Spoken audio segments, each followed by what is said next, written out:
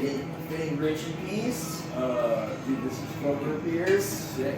Holy shit. Found it in San Francisco, of all places. No, it looks like a New Orleans piece. That's dope.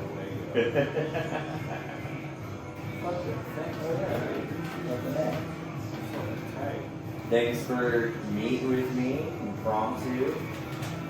Oh, hell yeah. I mean, this has definitely been a gold mine for a minute now. I'm finally making it into something. I mean, that's what the Reveille was for me, you know? Exactly. Like, it was like a long time goal that I finally was just like, okay, I'm going to do it finally. Like, Yeah, sometimes the jumping off is the hardest part. exactly. And then once you get that like jump off and you're into it, it's like, oh, this is easy. Well, and I've told enough like-minded artists and musicians like what I want to do, and I tell them what restaurants I want to take them to, and they get so excited. And oh, that's all I needed is that in that I actually already had, And also, just connected. From Tune to Table is such a great name. Thank you. Like, I was talking to my wife this morning about like, oh, I'm gonna do this today, and she was like, "That's such a good name," and I was Thank like, you. "I fucking know, right?" Like, it really does have like that ring to it. It sounds like something that like you've already heard of, which Yes. is perfect. That's like Thank you. naming something is super hard. Well, and I think that's probably what took me so long to actually take the first step, because I've been brainstorming this for a while now, as I'm sure you know, because every time I meet up with any artist I like, I'm like, yo, if we could get together and I could interview you, they're like, what for? And I'm almost like, just because I want to. Yeah, you're Why like, not? The name. For me, for shits and giggles. Yeah, it's hard to naming something's hard, It is. especially because once you do it, that's it. Yeah. Like, I mean, I've seen a couple bands like pull off like a name change, but like that shit's hard to do. Well, and I mean, you committed to Reveille, which is the opening trumpet of a military situation, right? Is that correct? Yeah. So it's, getting woken up in the military with the trumpet horn. I always Yeah. think of Stripes when I think of Reveille, the Stripes scene with Bill Murray. Okay, Him hell being yeah. bolted out of Yeah, bed. I went with Reveille because it was like, well, I was looking up a bunch of stuff because like I'm a Cajun boy, right? And I wanted to be like, I wanted to flaunt my Cajun heritage in it, especially because it's such Louisiana themed music. But it was like a whole bunch of time of being like, and I'm a huge fan of alliteration, so I'm like, all right, what like R word am I gonna use? And then I kind of like stumbled upon Reveille, which is like derived from the French réveil, which means to wake up. But then Reveille was like adopted in English to mean to wake up with horns.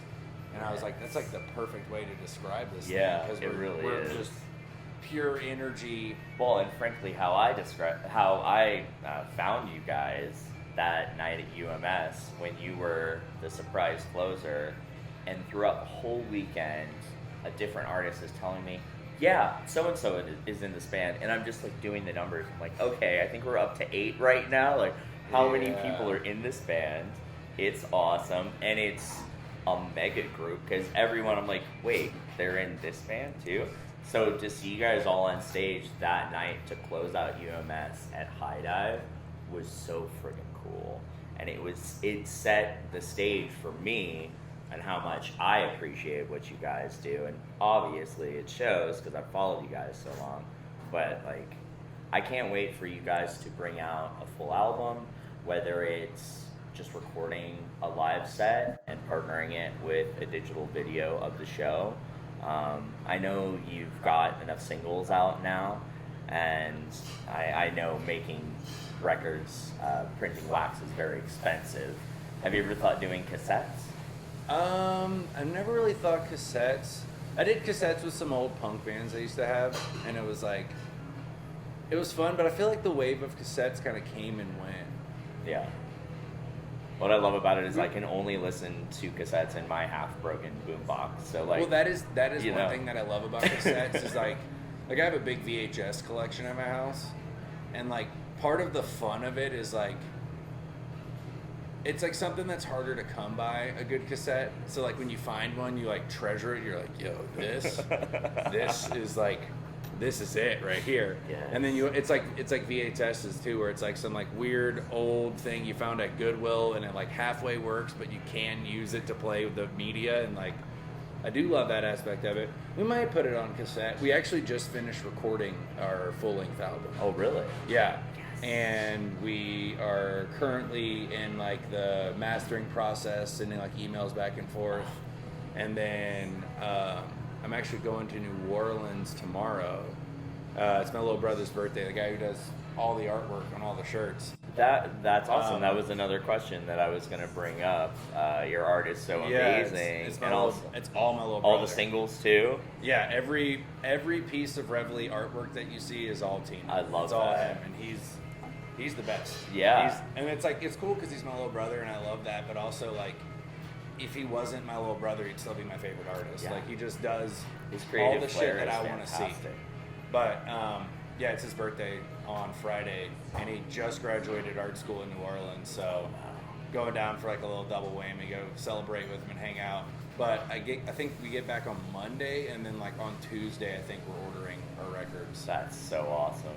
Are they going to be any color prints or just black? They're gonna be pink. Nice. And then the first, I think, like 100 or 150 are like a pink and cream, like splatter Ooh, pattern. yes. They're gonna look real cool. Oh man, I'm so hyped for that. It's gonna be great to look at. When Yeah, it's spinning. Yeah, and we got I'm actually also, when I'm in New Orleans, we're gonna finish dialing in like the cover and like the back, and then we're gonna do some kind of insert. We're not really sure what we're gonna do yet. Probably a culmination of like a Reveille photo with Tina's artwork drawn all over it. Seriously, because Should be cool. you could stack up a lot of those images that you just can't find anymore because it's printed on an old T-shirt that Yeah. you know, who knows where it went.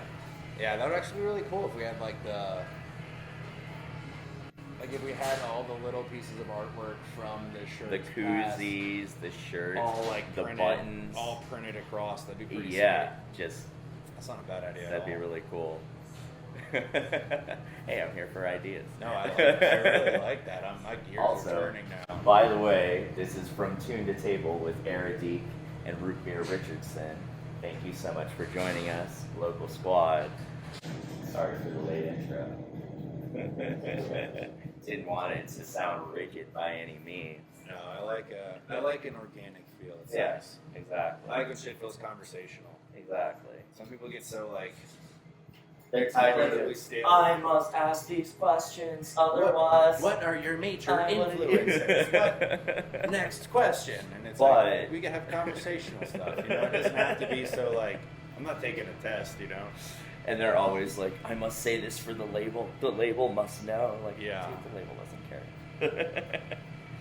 But for me, my first concert that my mom took me to, now, I had an unfair advantage because my mom's a jazz musician, but she took me to Al Green at the Paramount when I was 8 or 9. And then the first concert I saved money up for and paid for a ticket was Blink-182 and Green Day. Whoa. And I remember being so hyped and That's a feeling sick- so that's a sick accomplished. squad together. Oh my gosh. It was still to this day one of the greatest shows, and little 13-year-old me couldn't fully comprehend what it was feeling, you know? But for you, do you have a first concert that sticks out? Or is it just a mesh of music that just hit you at once? I feel like the first show that really sticks out for me, I think I was like a sophomore in high school, maybe a freshman in high school. But there's this band from northern Louisiana called Tyler Reed. I can't remember if they were from like Ruston or Shreveport, but they were down in Lake Charles. And I remember my cousin took me to that show. And I remember I don't really remember the other bands that were playing, but I remember Tyler Reed was playing, and they had some kind of like electrical problem go wrong, and the lead singer got electrocuted by the microphone. And it like stopped everything, and everyone was like, yo, what's going on? And then like the lead singer and the drummer were brothers. And I remember the drummer like stood up from the kit and started causing a ruckus, like getting all pissed off, and then like I remember they like figured out what was going on, and then they kept going and they played the rest of the show. And I remember being like, After he was electrocuted. I was like, that's so sick. That's though. so rock and roll. Like on that same energy, like where Dave Grohl from Foo Fighters like fell off that stage, Yeah, or it was, like and then- Sweden or something, Yeah, and then like came shows back back from the up, like leg hospital. up on the cast, like that was so sick. But yeah, I remember that sticking out to me and being like, that's so cool. Because like at that point in time, I was already like playing guitar a little bit, and like I knew that I really liked music. I didn't know if I was gonna make my own or anything, but I just remember seeing that and being like, that is so rock and roll. Yes. Like that is the coolest thing.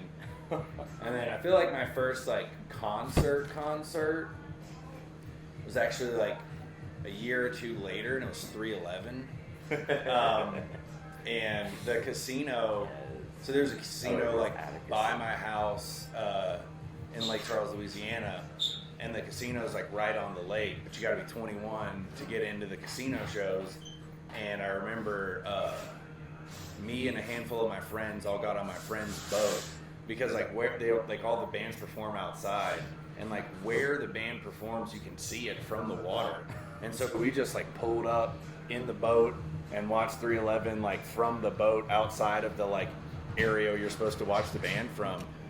And then I just remember it was like super fun. We're like smoking joints and watching 311, Yes. sitting on a boat, and I'm like, this is what it's about right here, dude. So you were already starting to play music at that time to a degree, just kind of for fun. I started playing music probably in 8th grade. Okay.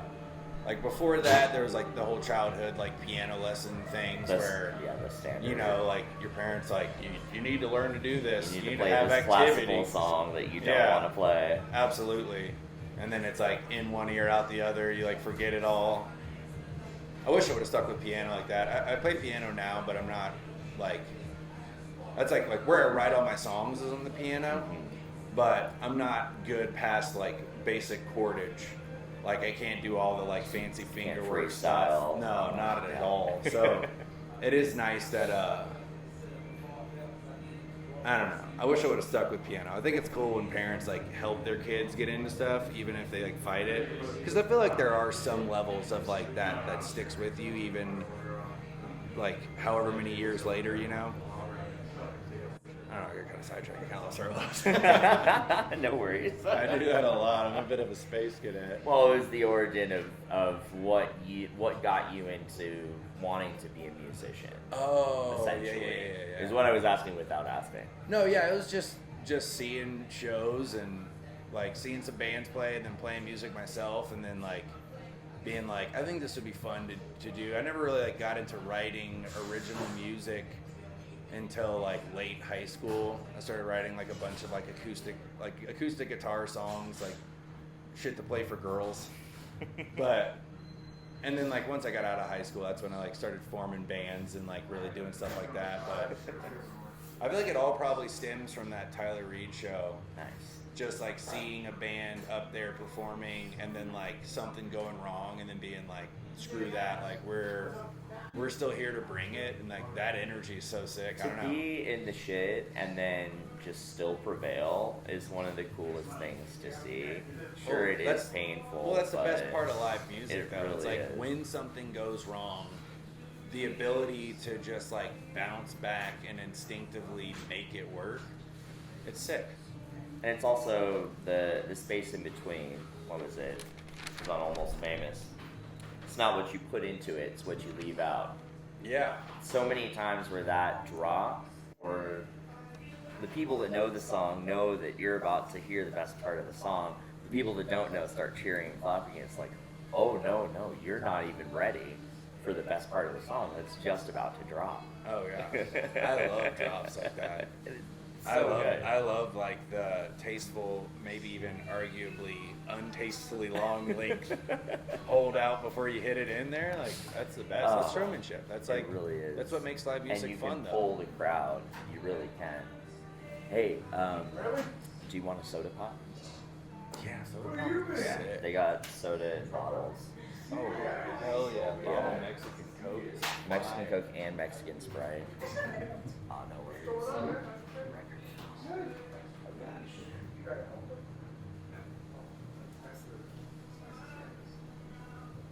We'll just put the record over here instead. Oh, should I have ordered a sandwich? It's okay. I want to bring AJ over now. Okay. Too. But I figured get some sodas so we can talk with, without drama. I know. I don't want to keep rolling. Hey, is it cool if we get some sodas before we order some sandwiches? May I have a Sprite, please? Can I get a Mexican? Thank you so much, AJ. Also, AJ, root beer, AJ. What's up, dog? Nice to meet you, man. Yeah.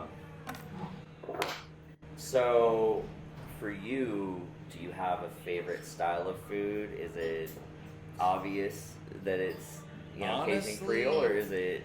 I'd say my favorite style of food is sandwiches. Sandwiches, really? Like if I had to break it down on like what's my favorite food, I'd say sandwiches.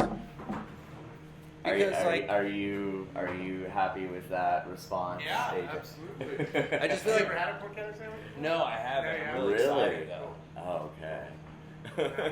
Experience. I love sandwiches. For real though, that's like growing up, like eating a bunch of po' boys, but then like also like I love getting banh mi's, which I feel like are just Vietnamese po' boys. Like I don't know, I love sandwiches. Well, Sandwiches rule. Porchettas are life changing. Do you want to describe what a porchetta is? Yeah, so, to those that might not know. So porchetta is a Italian street food. So it's basically in Italy they do the whole pig. They debone the whole pig, season it, roll it up, and then roast on the spit.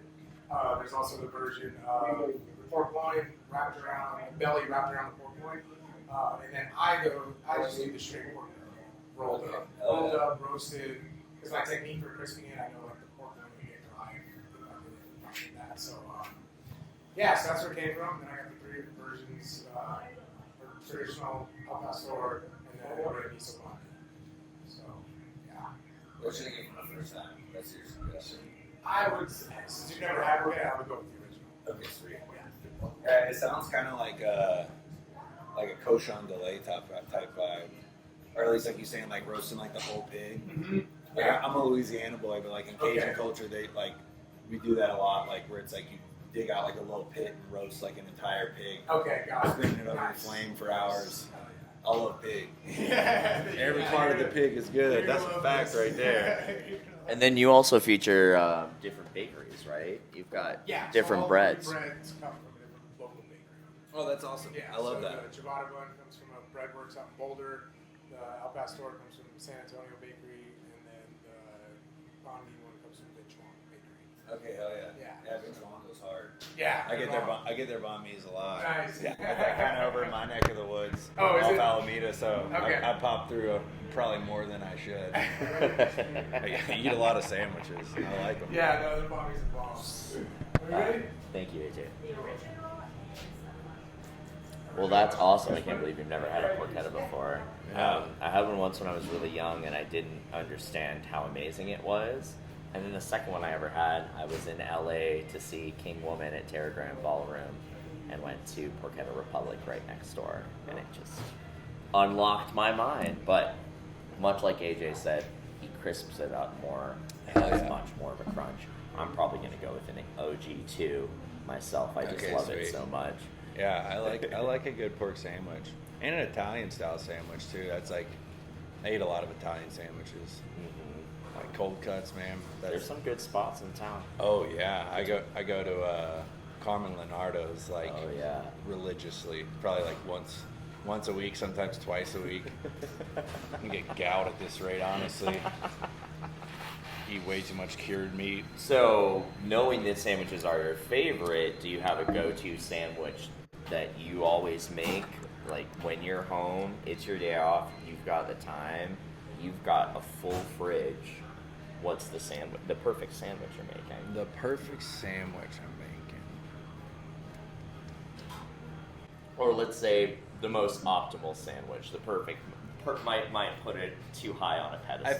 I feel like the optimal sandwich for me would be recreating a sandwich. It's like my favorite sandwich in the world.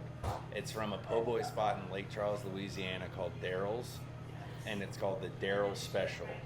And it's provolone cheese, roast beef, ham, turkey, served warm, with a homemade jalapeno mayonnaise, and then just a absurd ladle of the roast beef drippings across the top. So it's like, So it's on a time delay. You have to eat it's this a fast. soup sandwich. Like, you gotta go for it, and you gotta just accept that, like, you're leaving disgusting. And the funniest thing too is, like, they're a bar too, so they have like the little bar napkins, and that's the only napkins. So you're just going through like 40 cocktail napkins trying to like clean what parts of your face you can. But yeah, it's not. It's on a timer because of the. Well, like, I'll put it this way: like, you get it to go, and they're like, you can like order it packed to travel, so that like it stays a sandwich. Because otherwise, if you get it and it sits for too long, like it's just you're just pulling off pieces of bread and meat. But yeah, if I had a full fridge, I would try my best to recreate a Daryl special. But I'd say like my go-to sandwich on the run is just like super simple, like turkey, ham, cheese, maybe like bacon and avocado if I'm feeling fancy on like sourdough or something. Just So like it's still a quick- elevated to a little quick grab and go type shit, you know? I mean, it's not as miserable as some of the peanut butter and jelly just for breakfast, lunch, and dinner. Although I do love PB&J. But you can't just have that on the No, road. no. Because I have heard some stories of people just eating that. Oh no, and when then Reveille occasionally Reveille turkey. travels, we're like, I feel like we're probably one of the few bands that like I think I gained like 5 pounds on tour. Like, we eat. We don't like. Not afraid to eat. No. Yeah, That's proper. we think about things like that too. Like, we'll be like, okay, we're gonna be here. Like, we're routing a tour right now for November, based on like, you know, like doing some like, we're gonna probably do a decent amount of touring post album release just to kind of get it out there. But we're doing a tour of the South in November, and like, me and Seth have already sat down and we're like, okay, cool. So if we go from New Orleans to Lafayette, like, we can skip over Lafayette before we go to the venue to stop in Scott to go to like Billy's and Don's, get a bunch of boudin cracklings, and we'll go back to Lafayette. And then like, we'll go to Lake Charles, we can wake up, we can go eat at, you know, Daryl's. Then we can, after the show, we can go get Balls fried chicken before the show. And then we got it waiting for us in the van for after. Like, we think about that kind of stuff for real. Are there certain states where there's no chance in hell that you can pull that off? There's like 2 good restaurants and everything else is a chain? Or have you been able to actively tour the states that have good food so you can get that accomplished? I feel like so far we haven't. I feel like there's good food everywhere. Yeah. But also, on probably a semi like controversial opinion, I kind of love chain restaurants too. Like, Okay, so what's your favorite chain restaurant? currently I like Red Lobster a lot. Really? Which is funny because a lot of people think that like I mean, growing those up cheesy on biscuits, Well, right? Dude, as someone who has smoked crack, that shit is so close. Like, it is so close to that feeling. It is like, it is like the most like one bite and you're like, yeah, I need more of that right now. Like, I don't believe there's such a thing as like leftover cheddar biscuits. Like, I don't like. It's like my body just expands in a way where it's like, we can fit 10 more of those. By the time I'm done, like, the waitress is like, "Are you sure?" And I'm like, "Yeah, come on, let's get another basket going." Oh my god. Also, you can give out free biscuits. Like, I'm Seriously. gonna have a good time. Seriously. But yeah, currently it's been Red Lobster, which is funny because like a lot of people think like growing up on the coast and like I grew up hunting and fishing and eating like super fresh seafood. So a lot of people think that like a chain seafood restaurant in a landlocked state. Nah, screw that. I love seafood. I'll party at Red Lobster all day. That's good to know. 'Cause No, I mean, it's not like of the same no, caliber no, by any it's not. means. But it gets by, and Hell it gets your fix. right? Absolutely. And that's what you want at the end of the day. Yeah. I don't know, but for a while it was Chili's. I like going to Chili's a lot. I don't know. I just kind of like, I don't know what it is about a chain restaurant that I like, but there's something that just I love. Like, don't get me wrong, I love the down-home establishments. The quality of food is definitely much higher there. But it's something about like just going to like a TGI Fridays on tour. I don't know what it is, but it's just like, we always have so much fun. I think mine was Black Eyed Peas because of my grandpa. I never went to one of those. I've seen them all the time. I never went though. Well, and they just don't. I think they don't even exist anymore. So, I feel like they still have them in Texas. I feel well, like Colorado does. I feel like I was visiting my brother in Texas, and I remember seeing one and being like, "I've never even been to one of those before." On tour, do you have a favorite and least favorite piece of gear, whether it's your favorite mic, your favorite pedal, or the bane of your existence, and that microphone that you've had since you were in 9th grade, but you'll never let go of it because I feel like my favorite piece of gear is probably my ridiculous gold microphone. I was hoping you'd say because that. it's just, I like shiny things, and it's so shiny, and it's, I don't know, I remember when I first bought it too, it was like very early Reveille days, and I like showed up to practice with it, and everyone's like, yo, what? And it's just like one of those things where I'm like, yeah, it's a gold microphone, it's sick, it's gold. Have you seen how gold it is? I love my gold microphone. I feel like my least favorite piece of gear, honestly, is just, it differs into just whatever is the heaviest, most cumbersome thing. Like, I feel like for the most part, all of our gear, like, we all take care of it. It all functions how it's supposed to function. And if anything goes wrong, like, you know, me and the boys are good about staying on top of it and keeping everything. It's our livelihood. It's what... And you guys have a lot of kit to do our craft, we need it. So it's like, we stay on top of keeping it healthy. But honestly, just like whatever is the most heavy, cumbersome, annoying to move thing, that's my least favorite. Whether it's like the bass cab for the tour, or like the whatever Airflight case has the worst shape and length and all that, like that's what I hate the most. But luckily, you're kissing babies and shaking hands at this time. Oh yeah, well, look, somebody's got to set up the merch display right away. All right, I got to make sure that I'm in there with the merch fully displayed before doors, before sound check. So like if I bring in the microphone and my stand and then like have to set up the merch, it's just, someone's got to do it. Taking the bullet for the team. Yeah, I really put the team on my back with that. If we ever have a merch person come on tour with us, like I'm gonna have to start carrying heavy stuff. I don't know about all that.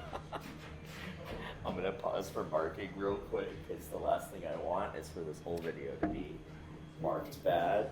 But even if it is, it's okay. All right, should we get some food in too? I'm sure yours hungry. Oh yeah, I've been saving myself for the sandwich. I Really? need to get to it. Although I do that all the time. I mean, it makes that meal just slap. And I just lose track of time all the time. Like, I'm like one of those people who are like, I'm like, oh cool, woke up at 9:30. Like, I'm up early. There's so much time, and then I'm like, it's 1 o'clock. Like, it just happens. Well, super you fast. find yourself being creative, and like for me, I'm reading comic books, and I always pair music with comics. So that's the other thing. I don't have one for you now, but the next time I see you, I want to give you one of the comics that I read when I listen to your music. Hell yeah. Because that's what I do every time. And one of the best feelings for me is closing that book and going to the next one and knowing I have to flip the vinyl at the same time. It's just this satisfying completionist Oh, I love feeling. things like that though. But it happens with a lot of different tracks, and I've got one comic in particular. It's called Bitter Root, but it's a badass. It's like black folklore, awesome sci-fi. They're fighting all these giant creatures. That sounds sick. But it's set in the like 30s, I want to say.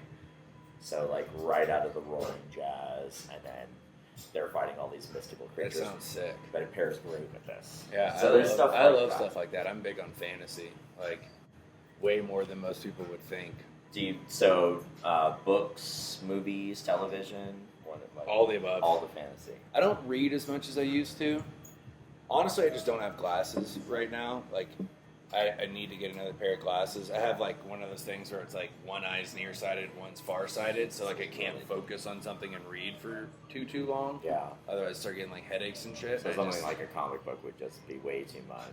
No, I feel like a comic book would be. I mean, more Easier. like a novel, like reading like a huge amount of text, like without any like imagery to break it up, and I'm just like focused in on the words. Like, starts to hurt after a while. I used to read a lot of books, mostly like I watched a lot of like fantasy television series and movies, play a lot of fantasy themed video games. Would you ever use that inspiration to make a fantasy style swamp rock themed album? I don't know. I feel like Reveille songs always end up being just like classic swamp pop content, mostly just like love gained or love lost. And like, I've always been such a lover boy when it comes to songwriting and stuff. Mm-hmm. However, I feel like I could probably make like a side project. Like, I feel like if I went into a project with like the theme of like, this is going to be like, we're gonna wear cloaks and it's gonna be like the backing track to like a medieval battle scene with dragons and orcs and all kinds of things. Like, I feel like I could do something like that. That'd be really fun. But I feel like it'd be hard to do it for Reveille, especially because like I don't have much of a control over what the Reveille songs Because end up there's being. It's so just kind of like much. it just hits me most of the time, and it's like, oh, this is like I'll just be like in a moment where there's not music, and then it'll just like hit me as like the music and the lyric and the melody, and it's like all at once, and I'm like, oh yeah, that's it. That's like a super catchy song. Like, let's go. And that's pretty much like, I feel like anytime I've ever tried to like sit down and write a song for Reveille, it feels too contrived. Like I almost just have to let it happen. And then it gets to the fun part where it's like arranging it, and like everyone's in the room, and we're all like trying to like figure out like the best way for us all to be in there, but not stepping on each other's toes and shit. Have you found yourself writing from, I want to hit this certain beat, and then there's this certain pocket that I want us all to find, and then I have maybe this flow in between. You guys, I want you to throw in all this other stuff. Like, is it kind of that kind of collaborative effort too? Yeah, I feel like usually, like, I mean, I think in bass and drums when it comes to writing music. Like, I just think about the backbeat the whole time. So for me, usually it's like, I'll have like this sick backbeat in my mind, and then I'll have like kind of like the pockets where the horns come in, like a bass idea of what the horns are gonna do, and then, you know, I'll kind of like bring it all in, I'll chord everything out, I'll have everything like written across the board, and then it's like, once we get into the room for like the arrangement of everything, that's when it kind of starts to like ebb and flow, and we kind of like work on it for a little while until we finally get like that nice area. But usually those like sick little like suck in pocket moments, a lot of times just kind of like happen from accidental, just like falling into it. I mean, we've all been playing together for long enough to where it kind of, we have a good process going. So it's kind of like we all kind of know how each other likes to play. We know how the group sounds. So it's kind of made it a lot easier now that we're a little further along and have more songs that we play. It's a lot easier to like okay, cool. Then we'll suck in like this here so that we can pop big here.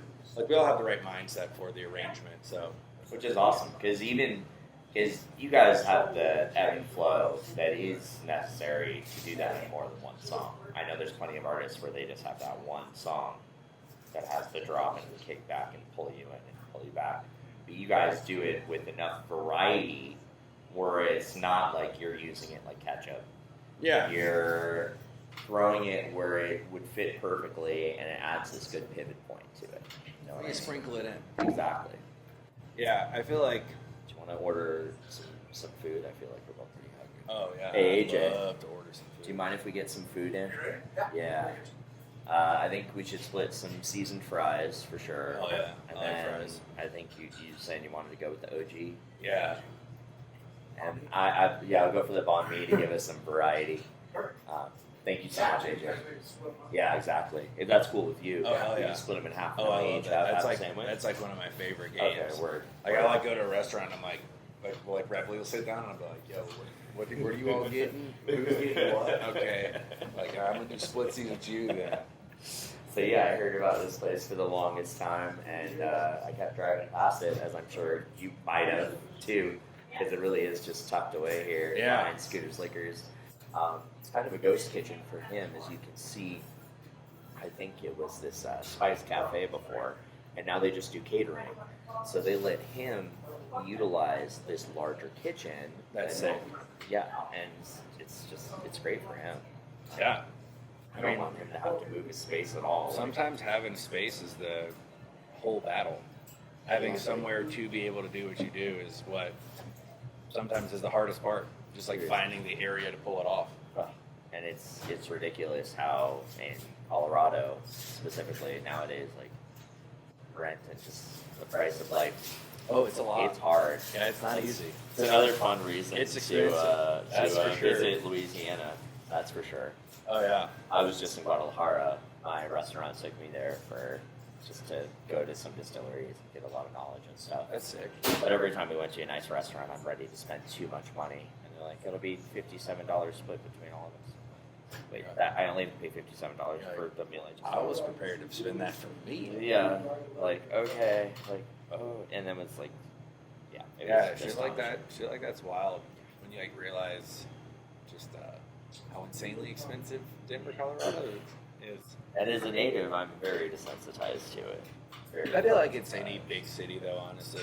Like Yeah, it's true. like Denver's bad, but also you go to like LA, New York, you go anywhere, It makes you feel go better anywhere about else that's a Denver big city, pretty and you're quick. like, okay, no, like it's wild. Like it's expensive here, especially like compared to like small town Louisiana where I grew up, but like also like on the grand scheme of things, you know, like it's not like LA or like San Francisco or New York or something where it's True. like, yo, this is insane. Like, Just to like get a pack of gum and a yeah, soda it's pop, like and you're just $18 for a you pack of just hear, cigarettes. Like, what what's the hell's going on here? Yeah. Do you miss the? I mean, I know I only visited for a short time, but do you miss the food scene in New Orleans compared to the food scene here? I miss the food for sure, but there are a lot of great spots here too. Like that's, I don't know. I feel like there's good food anywhere. Like Yeah. if you're willing to go sniff it out and like try the random hole in the walls around you, and like there is good food everywhere. It just sucks how early our restaurants close in Denver. Yeah, They're well, and very that is limited. New Orleans and a lot of Louisiana has like more of a late night food scene. And a decent late night. Yeah, like some Not quality like subjecting yourself stuff. Yeah. to this. But also, I party with drive-through. I ain't too There's proud. some good. for There's that. some yeah. well, and there's some good local, good times, local, Yeah. local creations. So there's some good Yeah, or like local- tacos rapidos. tacos rapidos, gyros Z, Mm-hmm. right? Do you have a dish that maybe is from your lineage that you're just like you want to show off? Maybe a dish that you won your wife's heart with. Potentially. I feel like if I ever have anybody over for dinner, I'm usually making gumbo or shrimp and grits. nice. Like that's like my favorite stuff to cook is always like something that's gonna be low and slow, something I can take like 6 hours to make.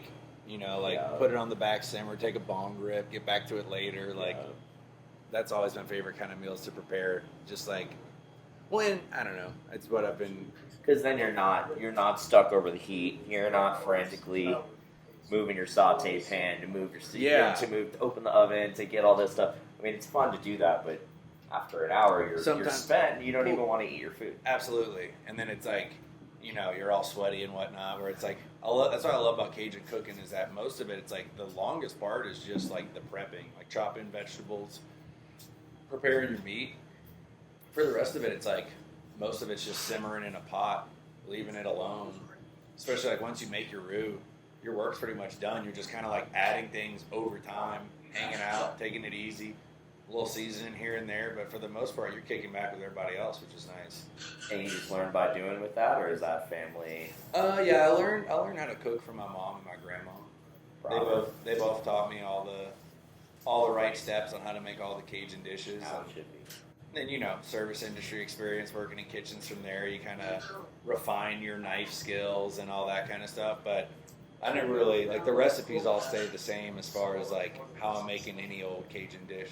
Whether it's like a jambalaya or a sauce piquant, like anything along those lines, I'm doing exactly how my grandmama did it, which is how my mama did it, which is how she taught me to do it. Are there any dishes that both your grandmother and mother excel at? So because of that, the family assumes you excel at it too, and it's kind of daunting for you to cook. No, I don't really get intimidated in the kitchen. Like I would say, like my grandmama made a real good etouffee. My mom makes a real good gumbo, but I also make a real good etouffee and a real good gumbo. So You go. I don't know. I don't really get intimidated that easily. And so for something like a meal, it's like, also I'm really good at just being like, whatever, didn't work out. Well, also seems like they're not safeguarding recipes. No, That's not a at all. very, Well, that's like very much a part of like Cajun culture is like everybody's in the kitchen, everybody's working. Like it's not like a, you know, like it's especially like in my family, like, you know, like a little kid like wandering in the kitchen being like, I'm hungry, I want something. It's like, okay, cool, here you go, start chopping onions. Like, you hungry? You're gonna help make this shit. I love that. And so, I think it's because I have been a part of the kitchen and like cooking with family since I was a little kid, there was never really like an intimidation of like, I gotta make sure this turns out really good, otherwise like it's not gonna. I mean, I still have like the minty bee of like spending a whole bunch of time on something and then afterwards being like, how is this bad? Yeah. How did I mess this up? Like, Doing that. how is this gravy burned? Like, Especially how did I burn a because gravy? you go through and you buy these super deluxe ingredients, and sometimes that's what's shooting yourself in the foot. Yeah. You spend an extra $100 on what you think are these great ingredients, but you haven't cooked with those specific styles. Yeah, sometimes they're a lot more sensitive than the pork chops from the sale section. Oh, man. Do you have any style of cooking you would like to learn, or you actively are I trying to really work on? love to learn how to make pho. Nice. Because I like pho a lot. It's just Vietnamese gumbo, baby. That's good Exactly. stuff. I like pho a lot. I love to learn how to do that, like the broth. Like, it's just such a distinct, and like it's also something about like pho broth, like, because I feel like when you like take a sip of like gumbo broth, it's like, all right, like It you slaps can you in the tell face. the itis is already forming, but like I feel like when you take a sip of pho broth, like it's so rich and flavorful, but like it feels like It's like clean. yeah, it's like energizing. It's like you can feel like the nutrition seep into your body, and it's like, holy shit, what they There's did. plants and medicine in this. Yeah, like it's got like that fresh herb feel. Like everything about it feels so good. Well, I'd love to learn how to do that. I think someone described it, I don't know who it was, but someone described it best as, you know, soups are us putting stuff in a cauldron and, you know, making a giant concoction. it's like but a we're big actually potion. eating it. Yeah, we're eating this giant potion, this giant mixture. But, you know, it's the voodoo and the, God, what's the proper term I'm thinking of in New Orleans? Not voodoo. Oh man, I went to the shop too. It was not the witch shop, and it was not the voodoo shop. It was the other shop. Well, I'll think of it later. Yeah, I don't It'll know. come to I'm me. trying to think. But it's, you know, how everyone has their own mysticism infused Yeah. into their soups. Oh, you got to put a little medicine. gree-gree in there. Yeah, you know? exactly. Yeah, but I like that. I feel like Cajun culture, most of the food we have is just like, it's very heavy food. It's very like end of the day food. It's like you're not pulling much off after you eat a big bowl of gumbo. I mean, much like true French, you know, you're getting a lot of butter, and then you're getting some more butter. It sticks to your ribs. It's like that heavy food. It is itis inducing, you know?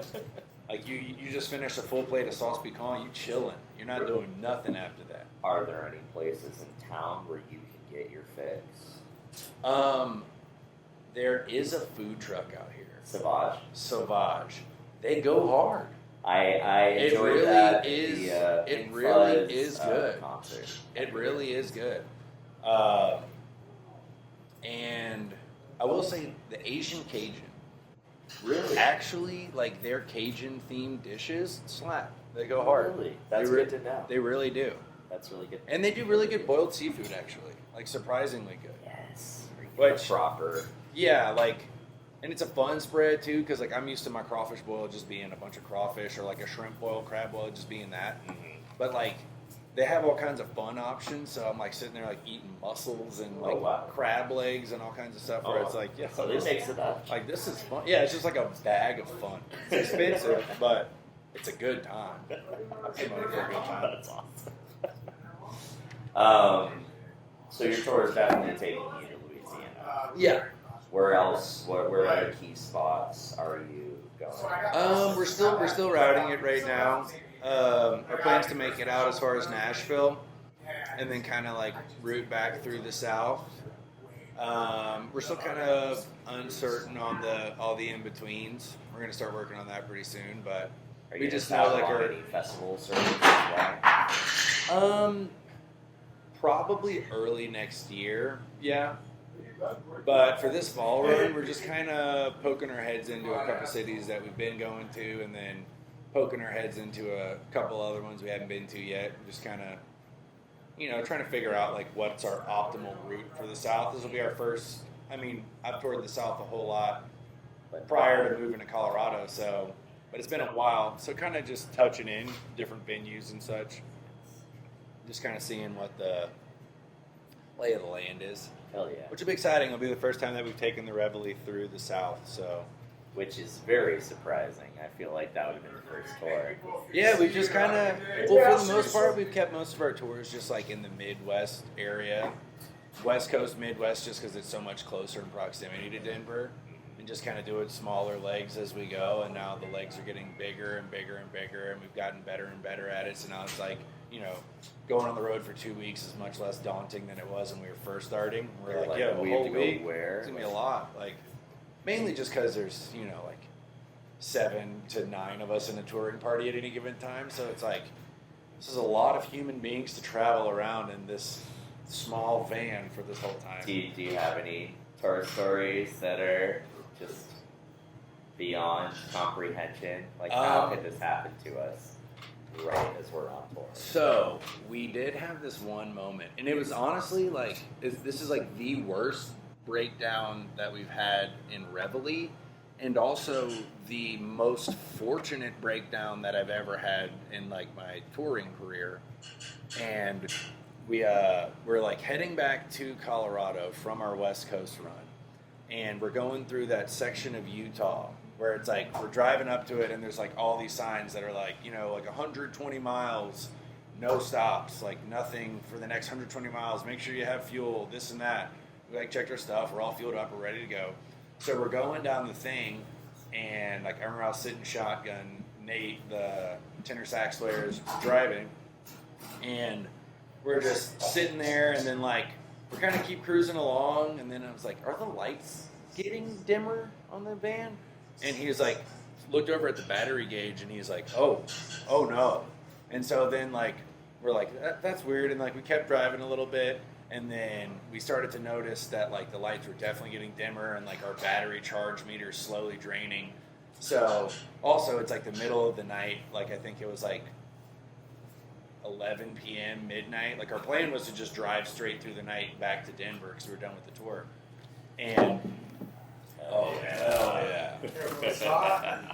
Thank you so much. Isn't that stunning? Yeah, this looks I'm gonna have to fantastic. pull this camera to get your reaction shot real quick.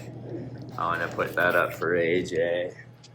Yeah. Look at the beauty that is this. Yeah, that is a gorgeous sandwich. I'm big on presentation too. I like when food looks good. That looks good. Hell yeah. We'll just keep chatting while we eat. I don't want us to slow down by any means. That's it. Slicing me up. But yeah, we're so we realized like, okay, the battery's dying or the alternator's dead. Like something's going on and it's not right. So we start slowly realizing that like we're in a real pickle here. So we like straight up take all of our like little cigarette lighter chargers out. We turn all the charging devices off. We straight up turned off the AC. We're like anything, or it was actually the heater, so it's freezing cold outside. And so we're like anything that we can do to try to help this van last a little bit longer so we can make it to that next stop. And we're just cruising, right?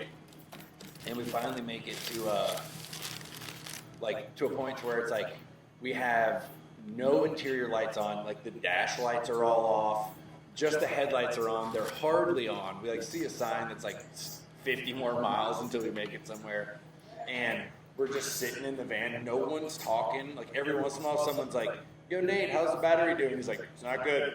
we just kept going, and then like it starts to get like hot in the van because we have all the windows rolled up, but there's no airflow, and so all the windows start fogging up. So now we have the windows cracked, and it's just like freezing cold. But we have to get like an equilibrium going so we can see out the windshield, and then we finally are like pulling up to the spot, and I shit you not, it was like heaven sent almost. We pull in and we like take the exit ramp for like the first time like 120 miles. And as we're going in, like the headlights are almost off. We're like coming up to this stop sign, and Nate's like, dude, we can't stop. Like we won't get going again. Like I just have to coast it. So we all just like cross our fingers and just coast in. And literally the van coasted across underneath the overpass into the like truck stop into a parking space, and then it stopped moving like at the end of the spot. And it just was fully dead, and we were all like, "Yo, what?" And we went inside the travel stop, and we like told them what was going on, and they were like, "Yeah, they just built a new Holiday Inn right there." And it was like the first hotel this town's had, and it was like, "What?" And so we like went over and like stayed at the Holiday Inn right there, and then the next morning we like woke up and they're like, "There's no way." And then like, what are we gonna do? The van's broken down. We like look through like the thing. We find this like repair shop, and we show up to it. And well, they like towed our van to it, but it's just this dude's house. So we're just like standing outside of this dude's house, and he's like, "Oh yeah, you need a new alternator." And he's like, checks on his thing. He's like, "I got the only one for 200 miles." And, like goes picks it up. Meanwhile, we're all just like sitting around this random neighborhood in the middle of nowhere, Utah. This dude's just like changing the alternator in the front yard. It was wild, but it actually was like not that bad. Nice. Like we didn't miss out on a show or anything. It didn't like we're just going home. It only delayed us by like maybe like 12 hours.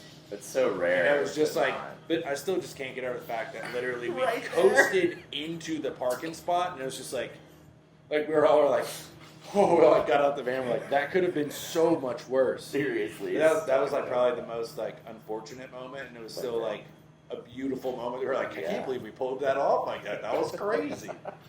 That was pretty wild. Well, speaking of a beautiful moment, the beauty that is Dude, Porchetta House. should we hit some sandwiches? Yeah, let's do a little trade skis. Dude, I love doing a little Some Sammy trade trade. skis. And then we have the full variety. Real varieties, spice of life. Yeah. But feel free to just chomp away. I might keep it going as we eat, if that's okay I with can you. talk with my mouth full. I'm not worried about that.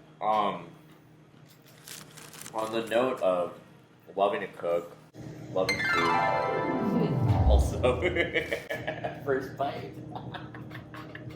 God damn. That's his first Porchetta sandwich, guys. Dude. Isn't that so fucking good? Holy shit. This is unhinged. Yo, AJ.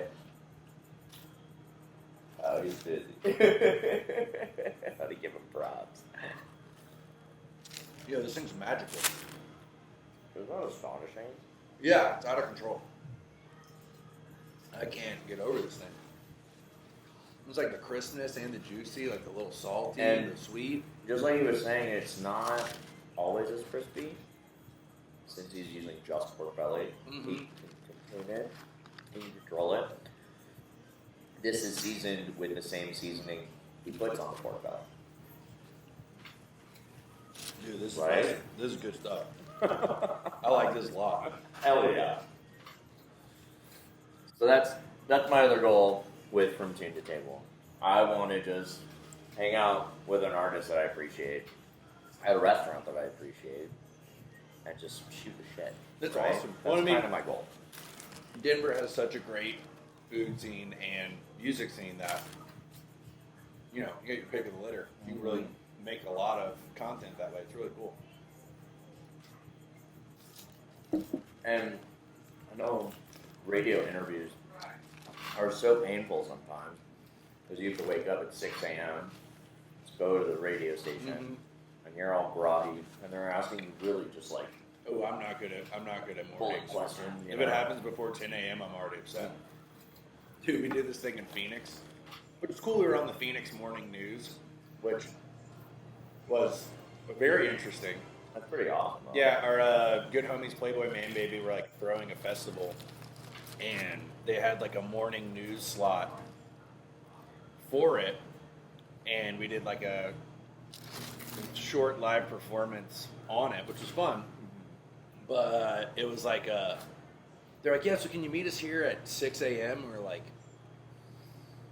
what? Also, we were told at like 11 p.m. And I was like, yo, like, we're all gonna be stoked if we're asleep at 6 a.m. Yeah. Like, Oh my god. but it was fun. But yeah, like morning stuff, that's hard. Like honestly, anytime I have to wake up before 10 a.m., I'm like, all right, I gotta set like 30 alarms. Well, and I feel like the standard like TV station interview is like, all right, we're here interviewing Rootbeer Richie. Like they have no clue what's happening. They listen to one of your songs 30 seconds before you walked in the door, and they're acting like they know your catalog. Yeah, and they're like, so tell us about this. And it's just like, dude, I woke up 37 seconds ago. Or like not trying to engage. They're not trying to make it legit. Well, you know, like, I feel like if I just wasn't I'm just not a morning person. I'm a night owl. Like, I don't know, I've had insomnia since I was like in middle school, so I usually exist like in the night hours. Well, on the note of it being a good recording, I think we're at the 55-minute mark. So hopefully I'm not keeping you here too long. Someone who does interviews with me, who said to me, they're like, you keep your interview under 30 minutes. I'm like, I'm not trying to just scarf food over a trash can, bud. No. I'm trying to chill and eat food. Yeah, my mom always called that eating New York style. She used to yell at me about that too, because like a lot of times I'd be like, yeah, she'd be like, yeah, CD never slows down and you can't even sit down to eat, you just gotta scarf it down.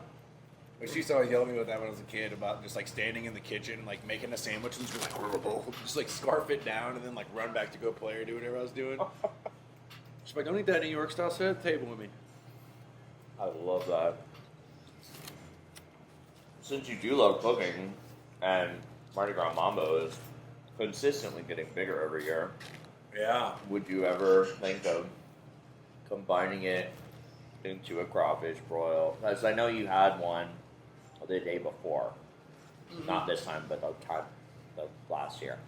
I mean, my goal for the Mambo is to eventually have it as like a 2-day festival where it's like a Friday and Saturday night, and it's like this big thing.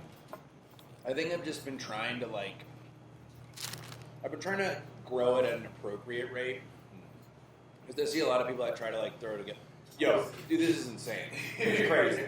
Like, this is magic. Yeah, his reaction to the first bite was fucking phenomenal. Yeah, dude, Like, I wish I had a zoom in shot. this is out of control. I love this sandwich so much. This is so good.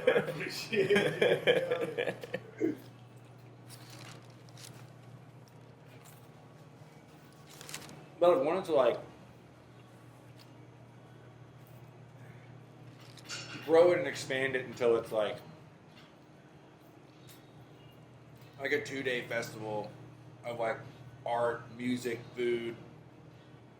Like kind of like a big thing. I've just been kind of like trying to slowly grow it, and we're like getting to like bigger and bigger rooms and bigger spaces. Which you're consistently doing with every Wow. year. It blows my mind every time. It's Like, such a level up every time. yeah, we sold out Bluebird, and I was like, especially it was like a couple Sold days out quick, before. too. I like woke up in the morning and I saw the email, and I woke up my wife. I was like, what? And Robbie from Playboy Man Baby was in town, staying at my house, and I like went in there. I was like, dude, do you see this? What? Like, I'm still blown away by the support. It's crazy. Do you think a lot of that support is just organic, local support from seeing that high dive show and just that word of mouth? Because I feel like that's the best way to do it. You're not forcing anything. You're letting it happen. But also, you're encouraging it. Mm-hmm. Well, I think it's.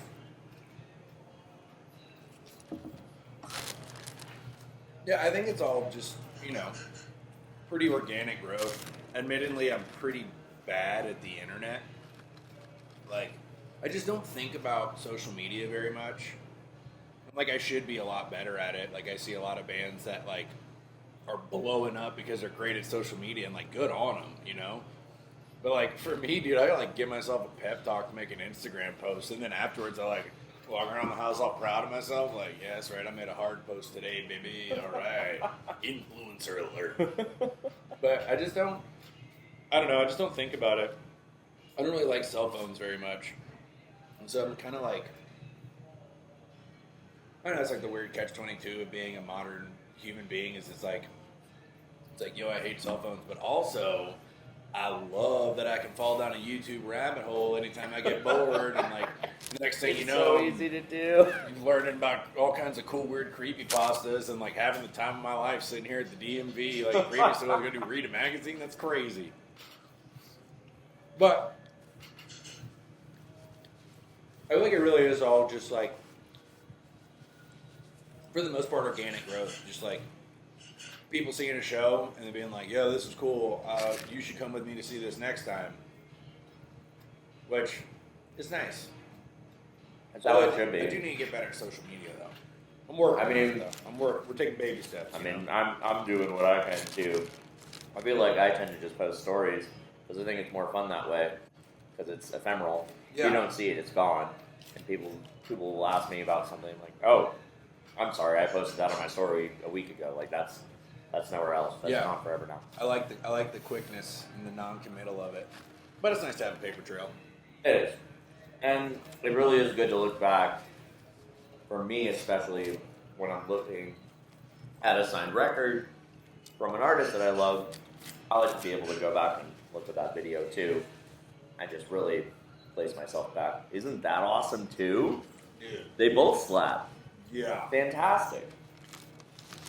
I can't believe I'm sleeping on this place, dude. It's crazy. God, I love sandwiches. I mean, they really are good. Well, the sick thing about a sandwich is it's like, it's already ready to go. You know, like I could leave right now. I could run down the street. I could give someone directions, and I never have to put this down. Exactly. It's sick. That's my favorite part about sandwiches. I love and I like long sandwiches too. I really like directional foods. Like I like corn dogs and hot dogs for that reason, which I think hot dogs are sandwiches. Ooh. A lot of people disagree with that, but like that is a very bold statement. It's meat between bread. Okay. I mean, see your honestly, definition anything there. between bread is a sandwich. In my So mind. bratwurst is a sandwich too. Hell yeah. Okay. Because otherwise, you're putting anything that's been encased and then put on a bread in like a wiener category, but no one wants to call it that. No, So it's not going to get its own it's subject. kind of rude, actually. A lot of people are gatekeeping hot dogs from the sandwich community. Well, and they're kind of like elevating something that, if anything, is below the sandwich community. I do like hot dogs a lot. I'm a big sucker for gas station hot dogs. Like on the road, I eat a lot of just like, I don't know what it is. And like, I appreciate all food, so it's not like, I've never been like elitist with anything I eat. But sometimes, if you can catch like a 7-Eleven Big Bite at like just the right time, like it's like the perfect time for that is just like a little bit past whenever they would say it's ready. Like it's got a little extra time to age on those hot rollers. And then when you bite it, it has that like, it's like a pop to it. Snap. Woo! Fuck that shit up, cuz. Favorite style of hot dog? What'd you put on your dog? I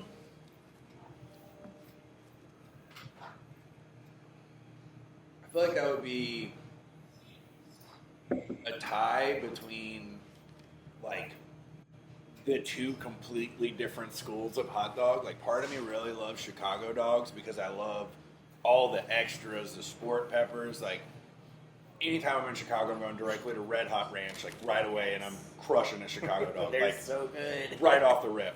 But I also like hot dog, mustard. That's it. Or even, and this throws a lot of people off, dry dog. Really? I will just eat the plain hot dog, no condiment, just the wiener and the bun. Yeah, I don't know. So it's like a bologna sandwich almost. Yeah. Okay. I don't know. I got that dog in me. I like it like that sometimes too. And like not even like I'm not talking like. And I'll be frank. I'm talking like 7-Eleven big bite, just like meat and bread, taking it easy style.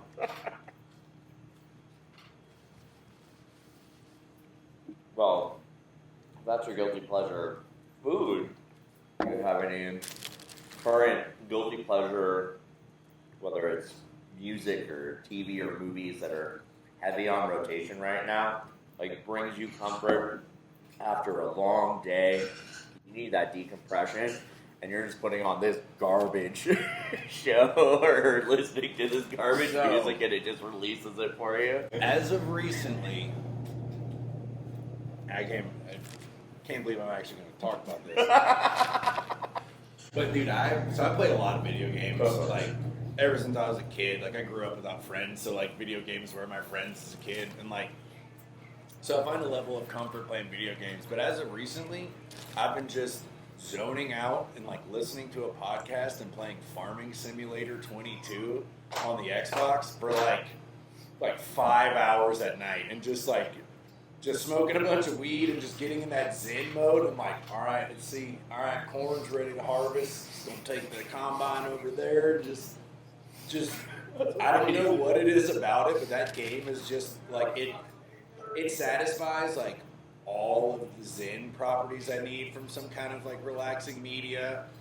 And it's just like something about like the subtle rumble of the tractor engine and just like slowly, methodically working across the fields. And I feel like late night, if you need to go to bed, you play a little farming sim. Yeah. You wake up like you didn't blow anyone up. The cops aren't. You don't have 5 stars. Dude, it's you're like, oh, I fell asleep in the tractor. Whoops. well, yeah, like you know, like I love like I play like Fortnite and like all the like games that everyone plays. Like I like competitive multiplayer stuff. Like it's fun to like get intense, but like something about Farming Simulator and just like zoning out completely.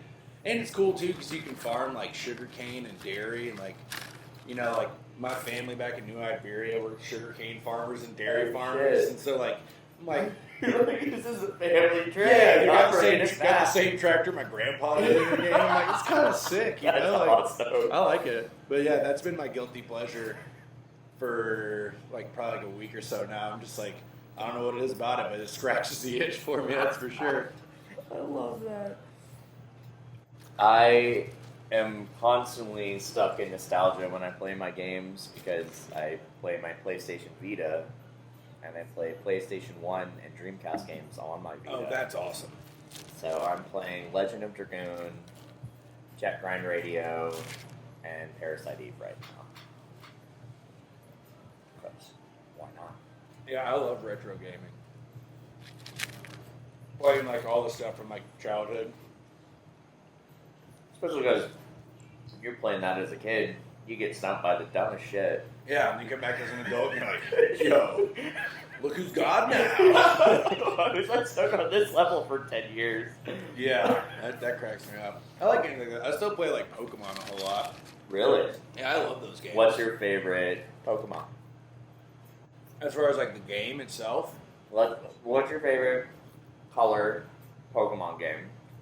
And then, let's say from that generation, what's your favorite starter? So, I was usually a Squirtle guy. Yes! I usually Squirtle Squad, Team Squirtle. dude. Occasionally, Team Bulbasaur. Very rarely would I ever go Charmander. Okay. Mainly, I think, just because, like, Everyone wins. as a young Pokemon kid, it's like, oh, cool, everybody's going to go Charmander? Like, Yeah. that's not It fun. was like the obvious. I'm going to see what the other flavors are like. And once you got Blastoise, you felt like the coolest kid on the schoolyard. yeah. I remember getting that evolution and just being like, Okay, no one's gonna mess with me. Yo, you can't talk to me like that. I have a level 52 Blastoise. Absolutely, that's my team for sure. Do you bring portable games on tour? I usually bring my Switch on tour. Nice. It's fun. I was doing this thing for a while where like I had Dark Souls on my Switch, and I would like get in the van, and then I would just get everyone to pick a number 1 through 10. And whoever was the closest, I'd be like, okay, cool. And then I try to do like a Dark Souls playthrough with that band member as a Dark Souls character, but like what I would think their build would be like. That's awesome. So like it's like you're gonna be a brute. Like, are we gonna take this things like more stealthily? Like, you seem like you'd be looking more towards like the arcane, like all that kind of stuff. Like that's awesome. I do that for about like the first couple days until I get like really frustrated by Dark Souls, and then I'll usually like switch up to something like Stardew Valley or something that's just like cute and mindless, and then I'm like, oh look, we're already there. It's great. Would you like to do more retro gaming? Like, if you got, I don't know if you've seen them, but they have these Game Boys now. They're just beautiful, high-def screen, and it's made for adults, so you're not. Are you talking about the like Ambernick? Yeah, the Yeah, analog and the Ambernick and all that. I've been looking at a couple of those. I saw a couple of videos of people doing that. What I've really been doing though, actually, and I'm just gonna completely divulge my level of nerd. I've been like going to the pawn shop. Like there's a couple by my house, and I've been checking like once a week to just see if by some chance someone drops off a Game Boy or a Game Boy Advance there. Because I've seen a couple kids online that like really, it's not crazy to like do the soldering and like to basically like take the shell of an old Game Boy but make it into like a super emulator with like the upgraded screen. That'd be really So I've been thinking about trying to pull that off. I just haven't found the Game Boy. And for some reason I'm like, I just feel so silly about like paying $150 for a Game Boy Advance online that I'm going to take apart and make new anyways. Yeah. So I'm just hoping to find something that's like busted up at a pawn shop, someone asking for like $30 for it or something. That makes sense. That makes perfect sense. Maybe I'll just go dig through my childhood home and I'm back in Louisiana. There's See if I just a can find box like of, an like- old SP or something. Yeah, there's 3 Game Boys in a shoebox, all sitting there. But yeah, I thought that'd be fun to do. I like video games. They're a fun distraction. They're a fun break from the world for a little bit. They really are. But the issue is, and I'm sure you find this too, after feeling this sense of completion, and you're playing your video game after 3 hours, and you've gotten the item, or you've killed the person, or you pause and you save the game, and you look at the clock, and you look at your phone, and the big text messages, Yeah. phone calls, and You're like, yo, 7 a.m. showed up fast. and you always want to brag about it to someone, but you can't ever brag to anyone about it, because they'll be like, well, that's cool. I'm like, it was cool. It was really cool when it happened. See, in the I got- video. I got a good little network of gamer friends. Oh, good.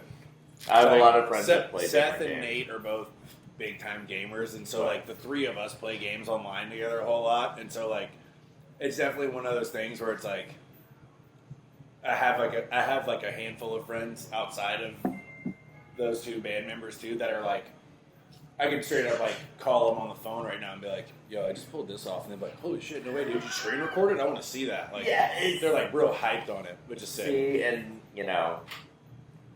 hyping your friends up, it's a thing. Yeah. People are afraid to do it because they're like, no, it's hyping your friends So up. many people are so concerned about being so cool all the time, and I think the coolest thing you could ever do is just like be cool to people. Exactly. It's way cooler than like if someone's super hyped on like, you're like, yo, I just found the super rare something My Little Pony figurine. Like, I don't give a shit about My Little Pony, but like if they're super hyped on it, I'm gonna be like, yo, dude, that's so sick. Like, Exactly. tell me about it. That's Yeah. awesome. Like being passionate about shit, enjoying stuff. Like if you can't have that, then what do you got? You know what I mean? Well, that's why I originally started making podcasts and videos. It was during COVID because I literally just had no one to talk nerdy to. So I would just talk nerdy in my room and just put up a video that like 3 people would watch. But I feel like this is a little different because this is, interacting. Absolutely. So, like, But it's still sick to get nerdy, man. I love that shit. I I love love nerdy shit. I mean, if you do get into comics, we're right next to a great shop, City Records, Comics, and Toys. And then up by High Dive is my main comic spot, Mutiny Information Cafe. Mutiny's sick. Yeah. But they always supply great comics for me. There is a spot too on Alameda I've never been there, but I drove by a couple times and I want to check it out. It's like across from where Ben Wong is. It's called like Level Up or like Level 7. Oh yeah, so that'd be a great spot for you to find Game Boy games. Yeah, it looks like a cool little retro spot. It's one of those things where it's like, most of the time I'm running 10 minutes late for something, so I'm just like, oh yeah, that place exists. Oh, we're still late. Okay, shit, gotta go. That place used to be called Game Force, and I would go there and buy. Damn, Game Force is such a sick name. Yeah, I'm so mad they got way rid better of than that Level name. Up. Oh, it sounds like you're putting it in your Genesis and like sparks are coming out when you slam the cartridge down. Like Game Force. Yeah, it sounds like you're a badass. Yeah, I don't know why they changed it. Yeah, that's wild. Some silly legal reason. So if you weren't a musician, you'd probably be in the industry, the food service industry, you think? Yeah. But my skill set allows, It's easy to get stuck in it.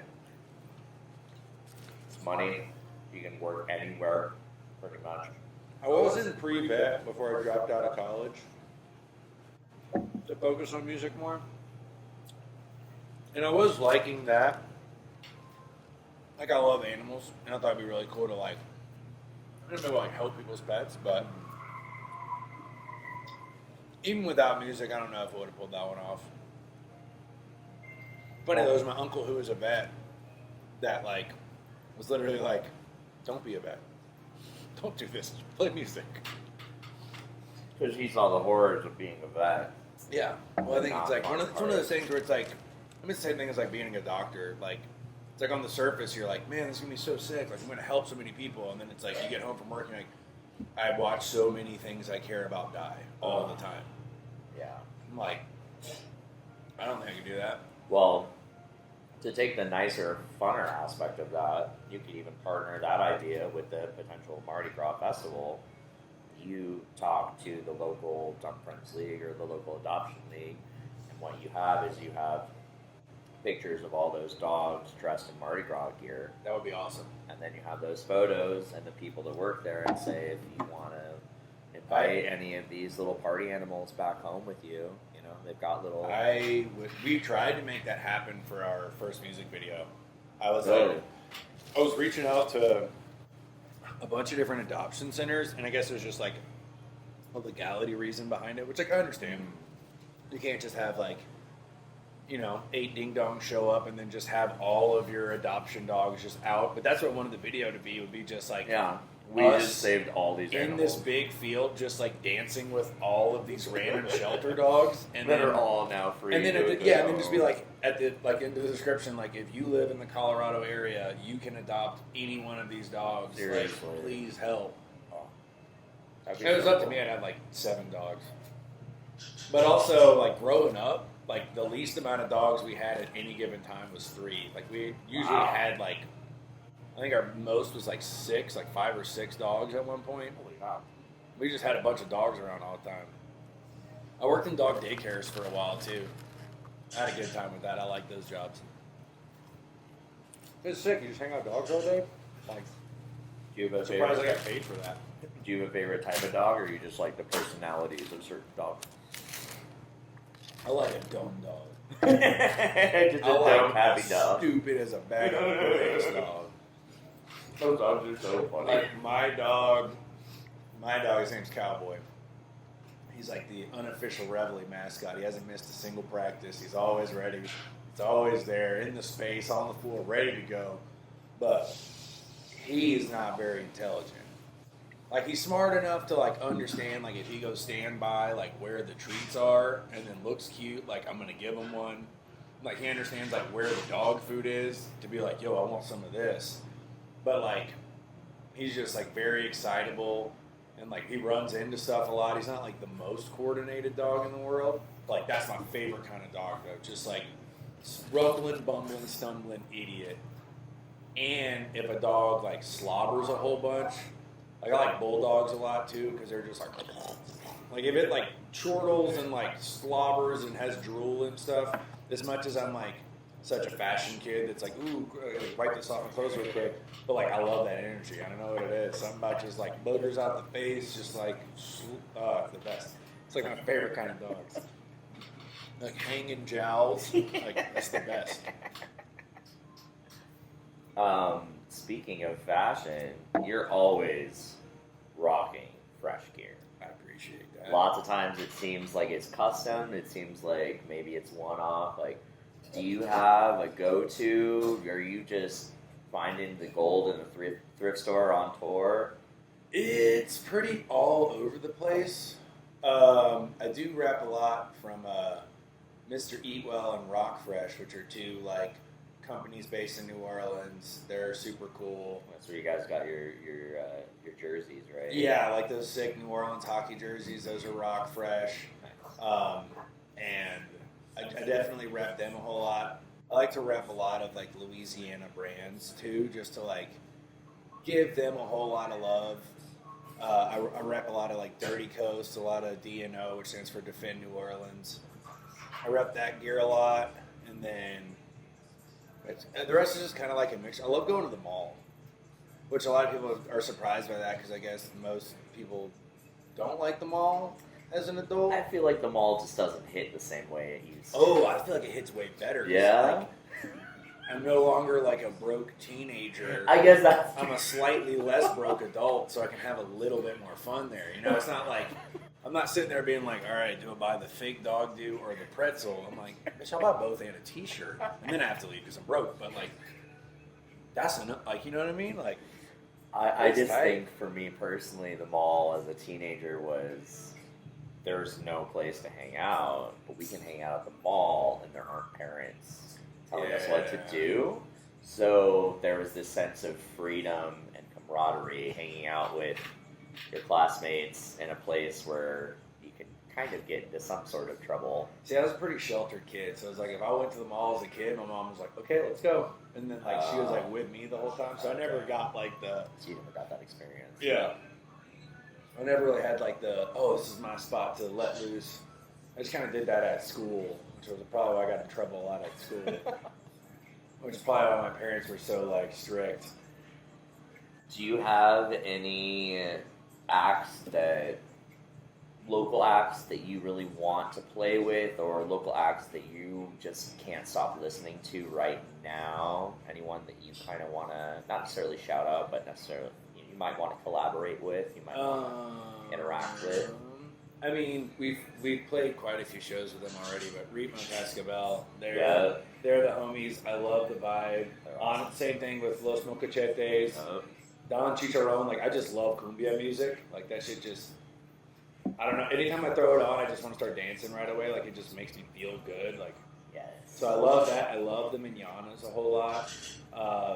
Honestly, like, those Manana songs get stuck in my head for so much time. And I hope that we can put something together with the Mananas at some point. Because honestly, it's like the whole Denver scene is so great. Like, everything in between, everything there, like, there's so many different fun pockets of so much cool music. And it feels like every time I like look up, I'm like, oh, there's another new group that's coming out. And like, oh, it's got these people in it that I know are good. And then like I go see it and I'm like, yeah, this is great. It's hard to keep up. It's fun though. It's exciting. I feel like Denver is having kind of like a blossoming moment where it's kind of like I feel like I'm seeing a bunch of new projects pop up and like be well put together and fun. And it's like it feels almost like a miniature renaissance musically. Like there's a bunch of new stuff happening, a bunch of people are excited about it, and it's cool. Do you think that's because they're not actively trying to cater to a radio market? They're just making what they want to create? Or do you think it's because stylistically we're just in a different world now and people are just creating differently? I'm not sure. I think a lot of it has to do with like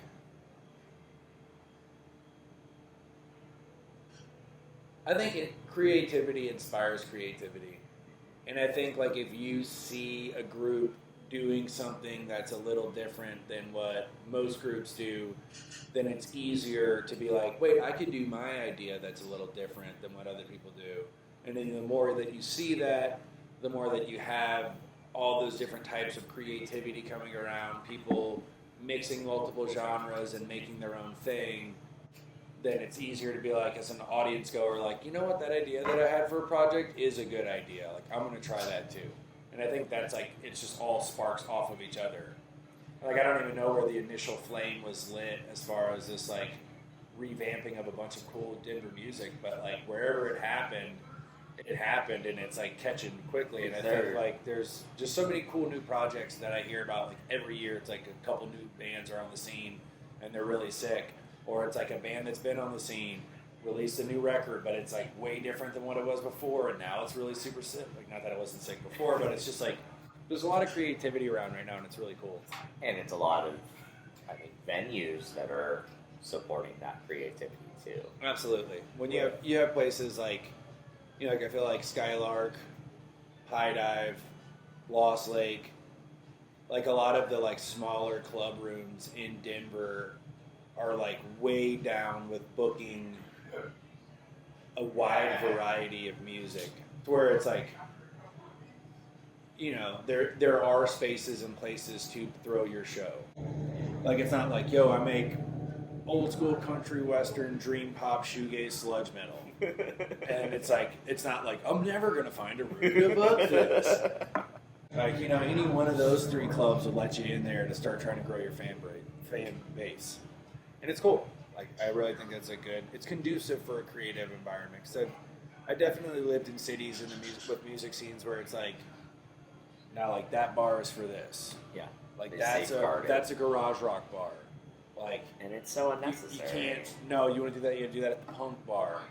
Oh no, you got to do that at the country and western bar. I don't know why they're gatekeeping it and what they're feeling they could accomplish after that. A lot of your inspiration is classic heavy hitters, swamp pop genre, but do you find an inspiration from contemporary artists too? Yes and no. I feel like whenever I'm writing music, I always go back to like Lee Dorsey, Fats Domino, like the legends of Louisiana of old. Like, that's just kind of what always like puts me in that like creative feeling mood. It kind of like helps me get into that right vibe. But I definitely get inspired by a lot of modern performers, not on like song content, but on like their actual performance. Like, I'll see someone perform and be like, yo, he just went like, so like I get hyped up on it, like watching like someone go absolutely crazy and like climb up something and jump off something.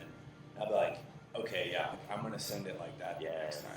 Yeah. And like, I definitely get hyped up from that kind of stuff. But I think musically, I try to stay away from that just so that it's not like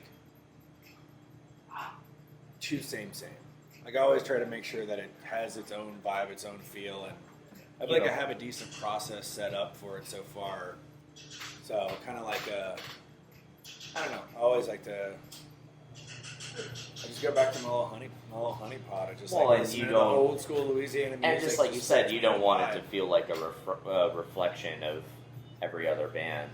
Absolutely, you hear right now, because that happens a lot with contemporary artists. They're like, oh, is this so and so? Like, no, it's actually so and so. Yeah, they're from Australia, but they sound exactly the same as so and so. Yeah. Your mini Richie. Is he just mini me? Do you still have him? Your little tattooed baby? So he sits on the bookshelf at my house. Yeah, it was for the second Mambo. I was looking to say, I don't think he was there for the first Mambo. For the second Mambo, my little bro, my little bro drew that up for the flyer, just as like, because like in Louisiana, there's king cakes around Mardi Gras season, and there's the whole tradition of having the baby hidden in the cake. You already know. They got the tradition of having the baby, and so like, it was like, oh, you know what would be really fun is if we had like a. Tino's like, what if I drew a. Oh no, you gotta get him. It's fine. You gotta get him. Lord knows they get everywhere once you get them, right? Oh yeah. But he was like, what if we did like a king cake, and then you were riding the king cake like an inner tube, but it was you as like a king cake baby. And I was like, that's so sick. Like, that's awesome. And then I came with the idea of like, what if I found a baby doll and then got my bud Sam Perry, who's done most of my tattoos. What if we get Sam to draw all my tattoos on the baby? That's how it looks. And then it can be like the flyer comes to life, and then we can use. And then like, it was such a weird thing to have the baby.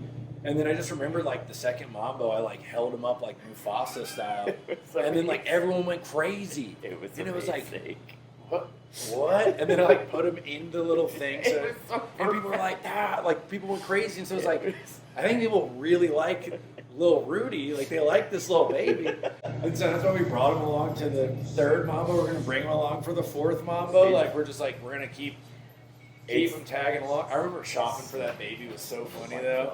I can't remember if it was like Seth or Nate or one of the Reveille boys was with me, and we're like going through Goodwills, like looking at these babies and like talking with each other because we're looking for an all plastic one. But I like remember leaving thinking about like, even walking. like I'm like walking through, we're like holding up baby dolls. I'm like, this one's got a good face, but it's a soft body. We need a hard body baby. So good. Yo, dude, yeah, fantastic. The Bon Me too, dude. You're fucking 10 out of 10. Excellent sandwiches, honestly. I will be back. This place rules.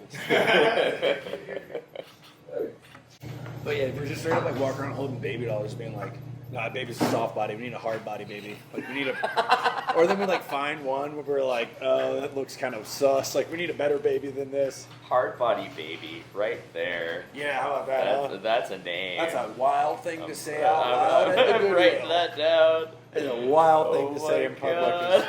Two grown men shopping for a baby doll. But it's true that we needed something he could like draw the tattoos on.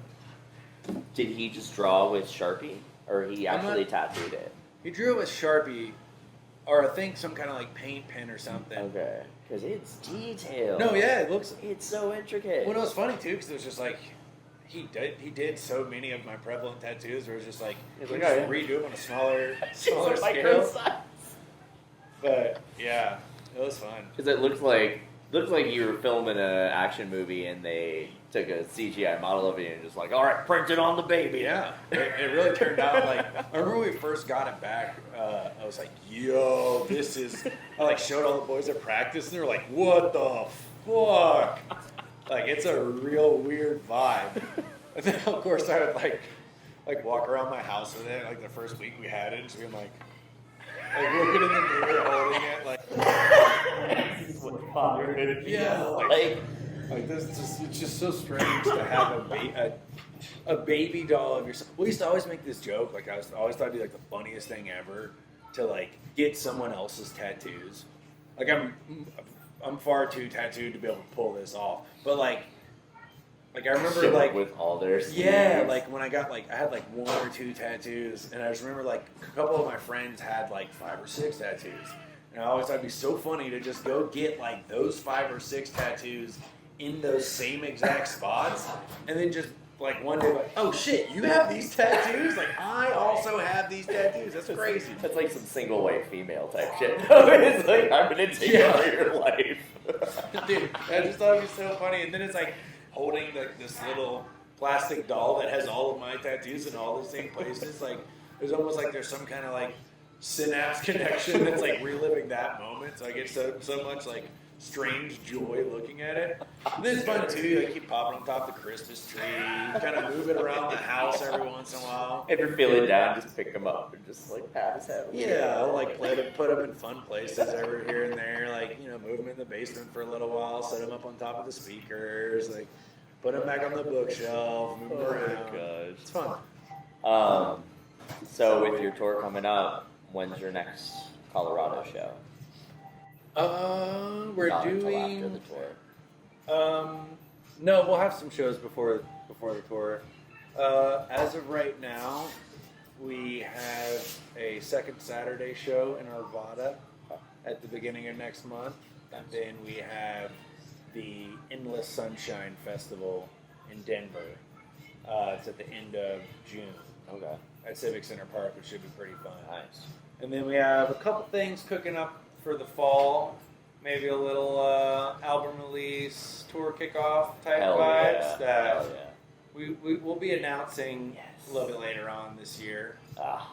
Should be a fun time though. We got some cool stuff cooking for this fall. Are you guys gonna go to Seattle by chance? Not this fall, but next spring, yes. So I think our goal is to do like a southern tour this fall, and then once springtime comes back around, hit like the West Coast, the Pacific Northwest, maybe the East Coast, hit our Midwestern loop, maybe go back to the South, try to throw around a whole bunch of dates Hell yeah. early next year.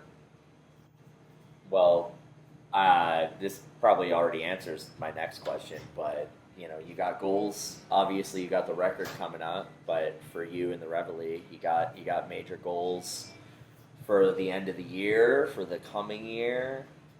For the end of the year, I'm just hoping that the album release goes smoothly and everything's fine. We have a good tour. And then, you know, for next year, I just hope that the Mambo's bigger and better than it was this year and every year after that. Like, I think I try to keep the goals, like, not super lofty. I like to have, like, very achievable goals. Yeah, you set it impossibly high, then you feel bad at the end of the year when you haven't Absolutely. done stuff. Well, Yeah, that's how I felt about making this podcast, because I've had it on a pedestal for a while now. You're actually the first interview I've ever done. Oh, hell yeah. Could have fooled me, dude. Could have fooled me. Yeah, I feel like it's good to set achievable goals. And then, you know, you can have your dreams, you can have your, like, lofty ideas, but I always try to set, like, stuff that's like, I can do this. Realistically, this will, because then it just makes you feel good. Like, you're like, oh, hell yeah, I pulled that off, let's go. Exactly.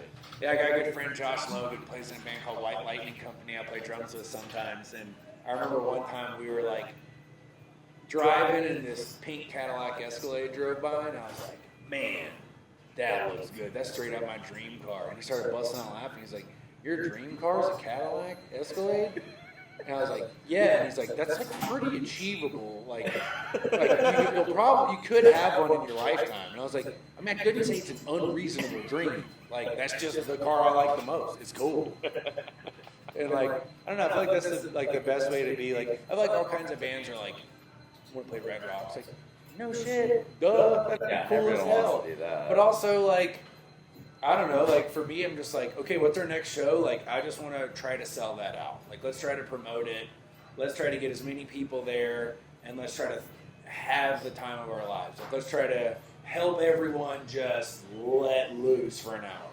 Hell yeah. And, like, I like to set goals like that, where it's like, you know, where it's like, that was like why the first Reveille release was just like a 4-song EP. Like, it's like, hey, we can pull this off, let's do this. And then it's like, let's pop out a couple singles, and then it's like, okay, now let's do an album. Like, I always try to like pace things out to where, because I feel like sometimes, like, I know the whole like shoot for the stars, might land on a mountain type shit, but like, sometimes you can burn yourself out trying to shoot for the stars, and like, just do what you do and have a good time Especially when doing you're it. being creative, you don't Yeah, want to burn just yourself out on that. Baby steps. Yeah. You know, got all the time in the world. Don't rush it. Enjoy the process. Have fun. Like, take your time with things. It'll all work out if it's supposed to. Hell yeah. And if not, you had a good time on the way. That's how it should be, man. Hell yeah.